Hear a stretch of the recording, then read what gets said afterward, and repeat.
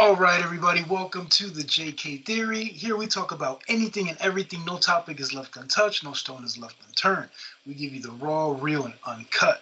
So before we get into today's topic, I'm Jay, Okay. and this is the JK Theory.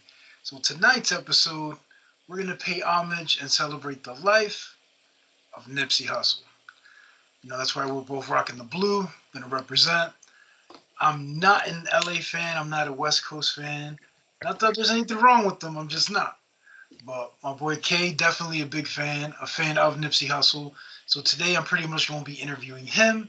He's going to shed some light to me and you guys, obviously, on a little bit about Nip.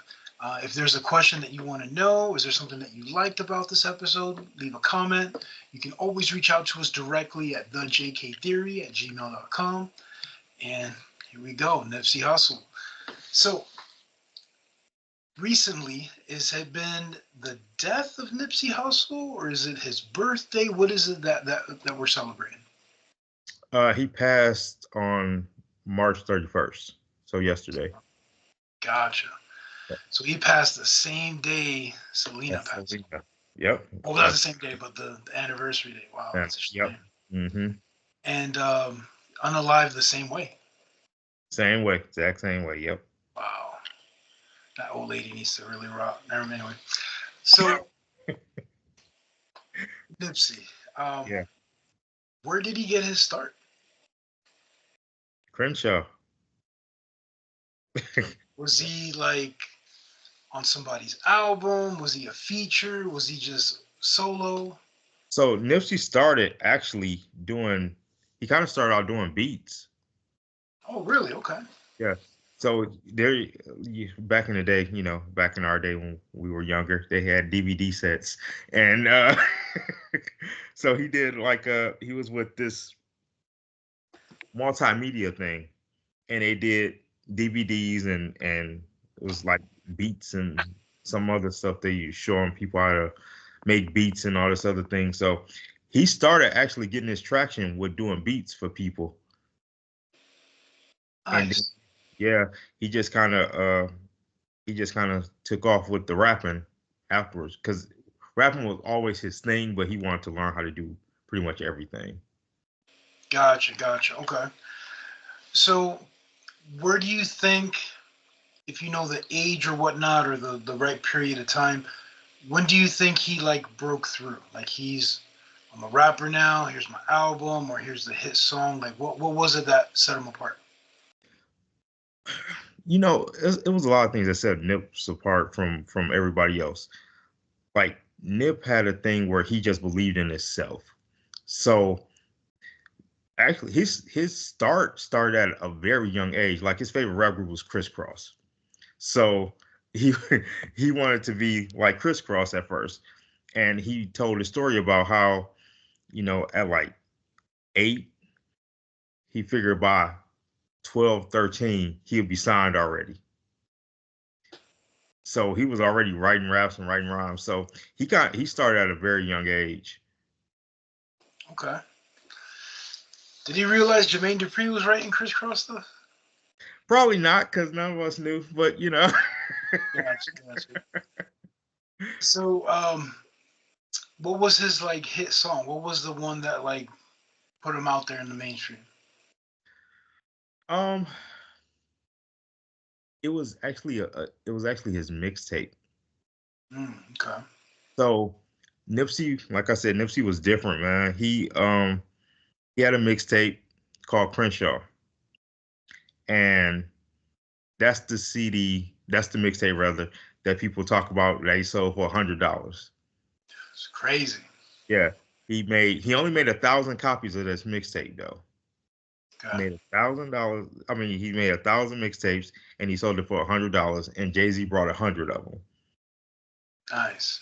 But here's the thing though, that mixtape sold out in a day.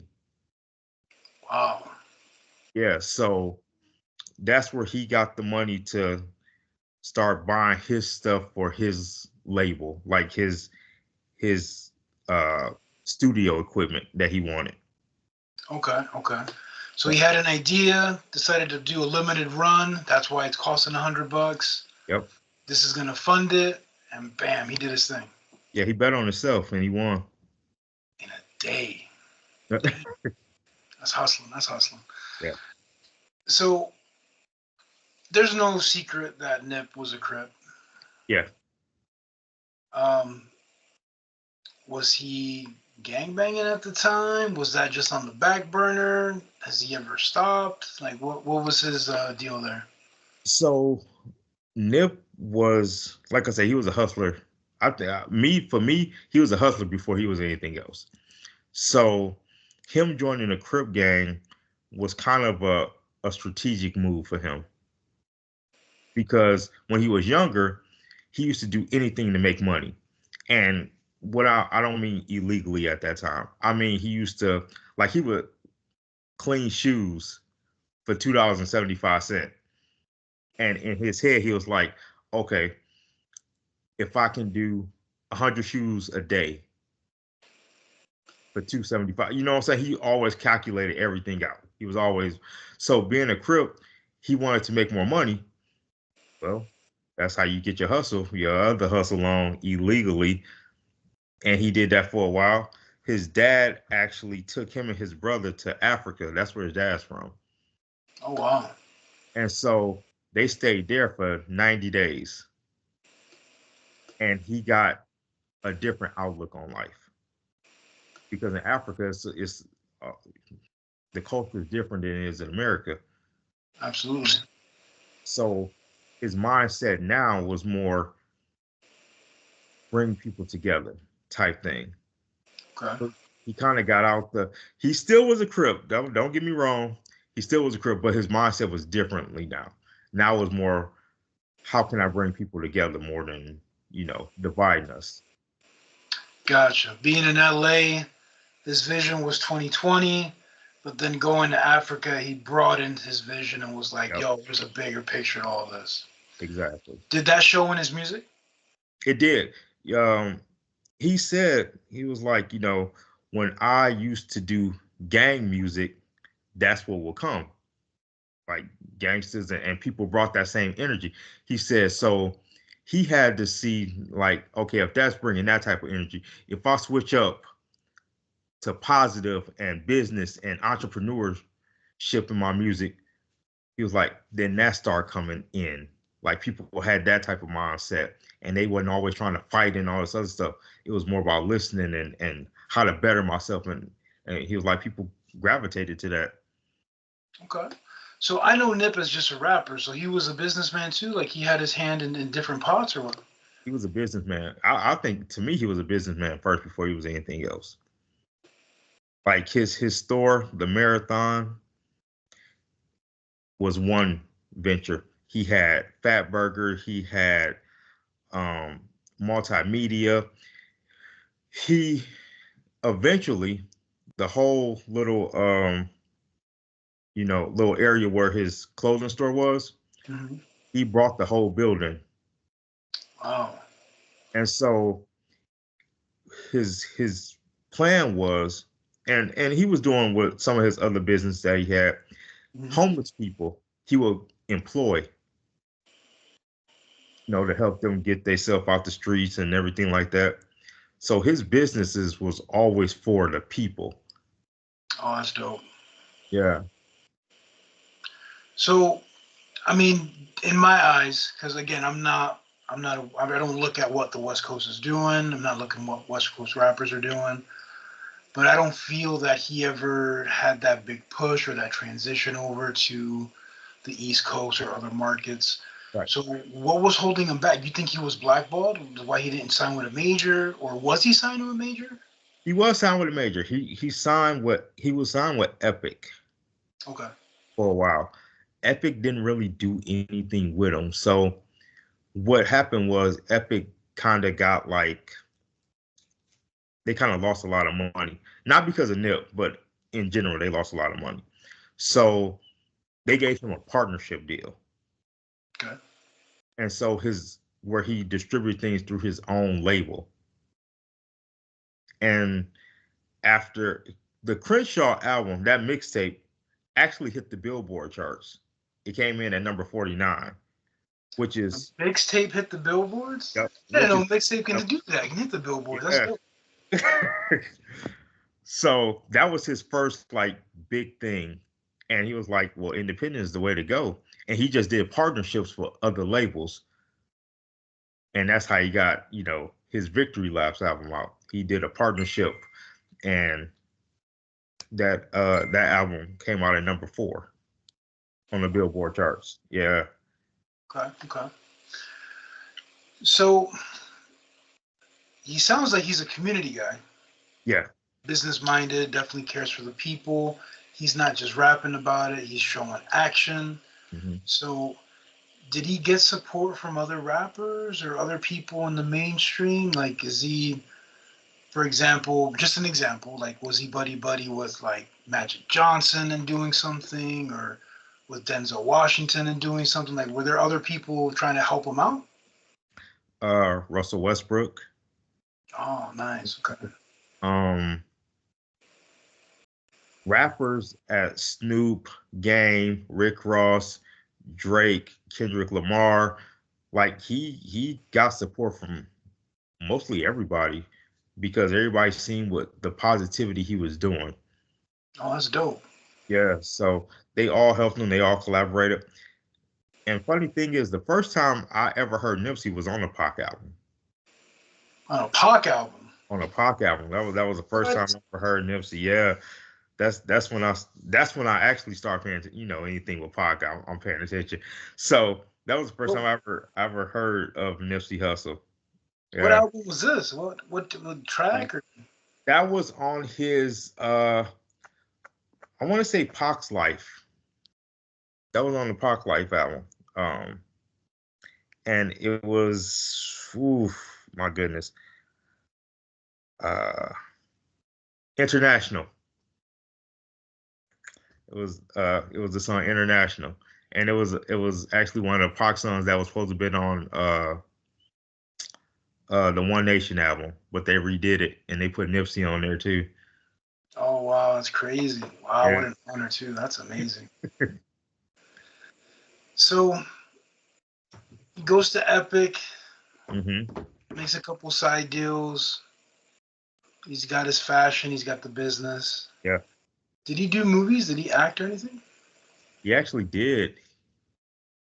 So he was starting to get traction, and his first acting role was in a Bone Thugs and Harmony movie called I Tried. Start somewhere. Okay, that's Yep. crazy. So from there he did he pretty much did like little ghetto hood movies, you know what I'm saying? Like All right. so he did Love Chronics, Okay. and he did one called Caged Animal, and I I think it was like a small appearance in something with like crazy ex-girlfriend or some shit like that. Okay. So he got his acting on. That's cool. He got it acted on, yep. Okay. Um, I'm into conspiracies. Like I love that stuff, right? Mhm. So when he passed, Yeah. or more should I say, when he was taken from this earth, right? Yeah. Um, can you share a little bit, like what was going on? Like, was he closing a deal on something big? Was he getting ready to release another album independently? Like, what was the moves? Like, what was going on? So at the time where he was taken away, he was working on some more clothing lines. Like he wanted to put the marathon clothing line in 10 different, I think he said, countries. So he had a business plan, like with his album again that sold for $100. He was gonna do that some more. Okay. And he was like, if I do 10 of those, 10 stores and they all do 1,000 copies, he was like, that's $1 million right there.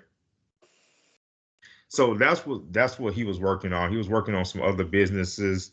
Um, and I just want to throw this out before anything else. He had brought shoes for a whole school for kids. Like, Still.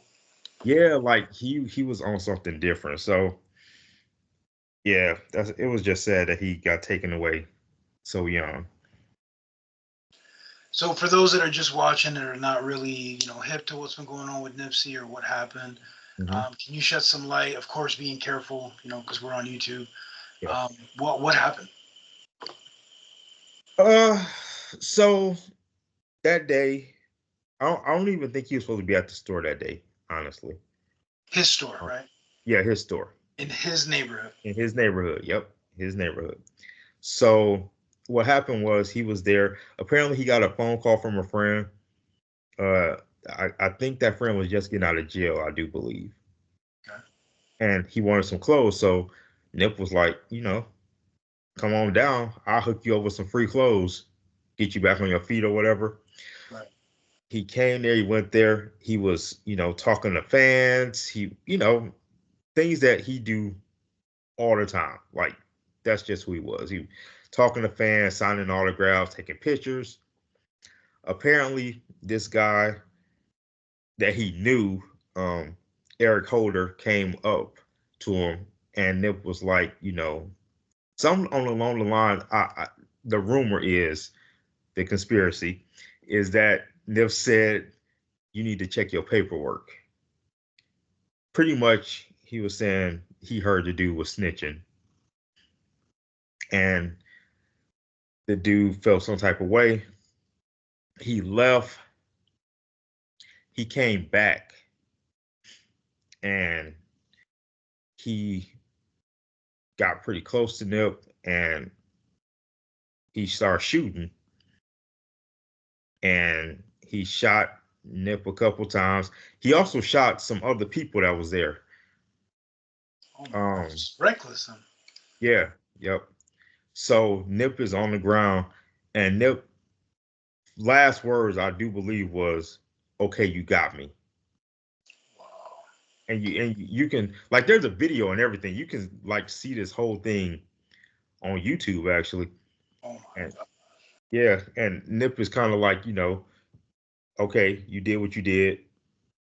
And the dude, he shot Nip again, and before he left, he kicked Nip in the head. Oh, piece of shit. Yep. So yeah, and This was that's broad daylight? this is in broad daylight. Yep. Okay, this seems fishy. Hmm. It's his neighborhood, Yeah. his store, Yep. broad daylight. You're shooting. That's obviously attracting, noise and people and stuff. Nobody shot back. Nobody stood up for Nip. Nobody intervened. So it happened pretty fast. It was like real fast that it happened. And Nip's brother said he was like, usually somebody if Nip is there, somebody's at the doorway always, just watching to make sure. But I guess because Nip wasn't supposed to be at the store that day, it was kind of like they didn't even know he was there type thing. And it was just one other person, at the store. And that person I heard was like dealing with a customer or something. So they didn't even know what was going on outside. Nip was just out there doing what he do. And they heard the gunshots and people started running. The guy took off. The guy ran and he had this woman there. She didn't know anything about what he was doing, but he made her, take off and go. Or he was like, "I'll shoot you too." Jeez. And yeah, yep. Did they ever catch the guy? Oh yeah, they got him. Did the He's guy admit to it? yeah, he had to. It was all on camera. Where's the guy at now? He's in jail. Got beat up a few times. Is he in PC? He is now. he ironically he got 60 years. 60 years. 60 years, which is I say ironically because Nip is a 60. Rolling 60 crip, right? Yep. Uh-huh. Wow. That is very ironic. Yep. So, okay, we're gonna reel it back a little bit because you're in an interesting position, Hmm. being that you're a Pac fan, I am. you're a West Coast fan. Hmm. Pac was taken from this earth violently as well. Yes. And you of course, listen to his albums, you follow what he did, his stuff, newspaper articles, whatever, magazines, all that stuff, interviews. I'm sure you've watched it all, right? And then all of a sudden you got this new guy, and you're following him, you're listening to what he's doing, you're seeing his moves in the community. Yeah. You're like, yeah, this is a modern day Pac, right? Yep. Hmm. And then bam, this bombshell drops again. Yep. You being black, you Hmm. being a male, you being a West Coast fan, you being a fan of Pac and a fan of Nipsey's, how does that, all that, how do you take that as a fan? Man, it's rough. Like, like in all honesty, the when I heard Nip and kind of glanced at everything he was doing, I was like, damn. Pac made a statement, and he was like, "I might not change the world, but I guarantee you, I will spark the seed in the mindset of the person that will change the world." And that's where I was like, "Damn, Nipsey, right there, like that was that person." Because Nipsey was doing everything that Pac wanted to do. Wow.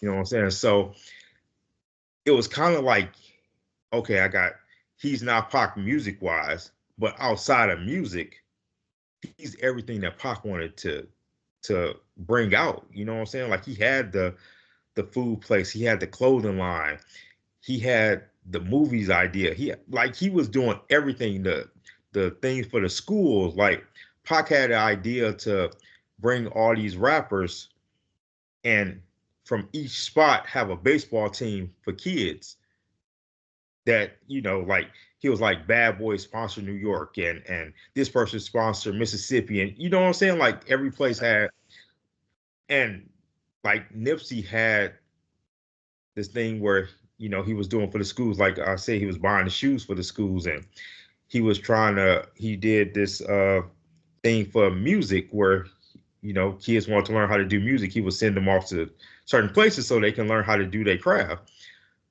And it was like, damn, he's doing everything that Pac wanted to do. It was like the second version of that. And then to have him taken the same way as Pac, it was like we're losing the best of the best. Like we're losing leaders, not only music wise, because music only goes so far, Yeah. but think about how they could have impacted the world together.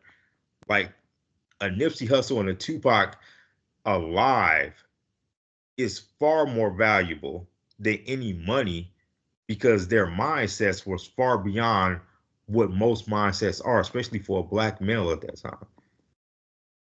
And that's what I look at more like what they could have been together and how they could have helped so many different people. Absolutely. I mean, just like, you mentioned earlier, Nip, he wasn't just talking about it, he was being about it. He was a mover Right. and a shaker. He was getting things done. Yep. So, did he leave anything? Did he leave a legacy? Does he have kids? You know, what, He, so what did he leave behind? he has a son with Laura London. Bless him for that one. Um, Beautiful, Lauren London. Yep. yes. Uh, his brother Black Sam still is keeping Nipsey name alive and well. He just opened up a marathon burger. You know, Nice. yeah. Uh, and Black Sam, his brother, is where Nipsey learned how to hustle from.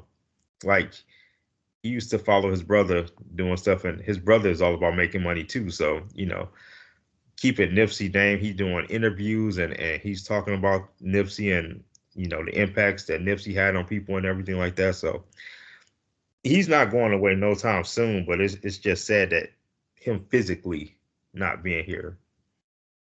Right. After. What about his music? Like, does Yeah. he have, albums recorded that we don't know about? Does he have, is there masters out there? Like, what? Do you know anything about that kind of stuff? Uh, as far as I know, Black Sam has all of that. Um, is he gonna put any of his music out? I'm sure he will. You know, he was supposed to been on. He was actually supposed to been on a Game album, and his brother was like, "Absolutely not." And it's not because of the game. I just want to put that out there. It's not because of the game. It's because of his manager talking crazy about Nipsey. So Black Sam was like, "Yeah, no, I'm not. My brother will not be on any project where your manager is disrespecting my brother." Which manager? Are we talking Whack or are we talking Yeah, Whack 100. that's a shame. Hmm. Okay. So yeah, I definitely want to thank you for doing this. I'm pretty much interviewing you on this about Nip. Um, it sounds like he was very inspirational. It sounds like he was a leader that not only young kids but anybody can look up to and be like, look, he's coming from where we came from. He's coming from the dirt. He's coming from the hood. He's coming from nothing was given to him. Yep. He had 20/20 vision. His father was, able to make him see broader horizons, Yep. and sky was the limit. And it definitely sounded like that, where he could have done it all. He was doing it all. He was. He actually, you know what's crazy? The day he was unalived, but the day after he was supposed to be meeting up with the police to do this big like community thing. Like he was trying to set up a thing where it would bridge the gap between the police and the neighborhoods. Wow. So yeah, it's just sad, man. Like he has so much vision. He had so many things he wanted to do, so many things he accomplished already, but it was gonna be so much more. Absolutely. Gone way too soon. So if say there's somebody that's never heard his music, right? Yeah. You had to give one song. Just listen to this. One song from beginning to end. What song would it be? That's hard because it's a few songs I love of his, but I'm gonna pick the song I listened to today, and I'm gonna say the song "Dedication," and Dedication. that's with him and Kendrick Lamar. Nice. Okay. Yeah. So if you guys want us to do a reaction video to Dedication, because I haven't heard it, let us know. Leave a comment. Drop us an email, thejktheory@gmail.com. And until next time, I'm Jay, Okay. and this is the JK Theory. Peace. Peace. Crisscross. Crisscross. Yeah. Matt Daddy make it chunk, chunk. Yeah. All right.